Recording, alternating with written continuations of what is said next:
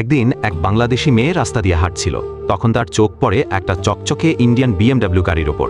মেয়েটি খুশিতে গাড়ির কাছে যায় এবং গাড়িটির সাথে সেলফি তুলতে লাগে। ঠিক তখনই ইন্ডিয়ান BMW গাড়ির ধনী মালিকা সেখানে চলে আসে আর বাংলাদেশি মেয়েটির চুল ধরে ইচ্ছে মতো মারতে থাকে এবং বলে, তোর সাহস কি করে হয় আমার গাড়ি ধরার?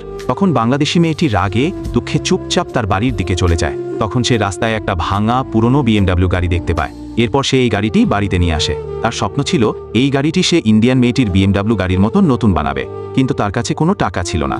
তাই সে তার ফোন বিক্রি করে দেয় এবং তাতে যেই টাকা পায় সেটা দিয়ে একটা ছোট্ট মুদি দোকান খোলে। কিছুদিন পর এক ধনী লোক তার দোকানে আসে এবং সবকিছু কিনে নিয়ে যায় আর চলে যাওয়ার সময় তাকে একটা টাকা ভর্তি ব্যাগ দিয়ে যায়। সেই টাকা দিয়ে সে তার গাড়ি মেরামতের সমস্ত যন্ত্রপাতি কিনে আনে আর গাড়িটি মডিফাইয়ের কাজ শুরু করে দেয়। কখনো নতুন টায়ার লাগায়, আবার কখনো ইঞ্জিনে রং করে। কিছুদিনেই তার স্বপ্নের গাড়িটি তৈরি হয়ে যায় আর গাড়িটি টেস্ট ড্রাইভের জন্য বাইরে নিয়ে যায়। তখন সেখান দিয়ে ইন্ডিয়ান মেয়েটি তার গাড়ি নিয়ে যাচ্ছিল এবং বাংলাদেশি মেয়েটিকে তাচ্ছিল্য করে বলে, গাড়ি কিনলেই হয় না, চালাতে জানতে হয়।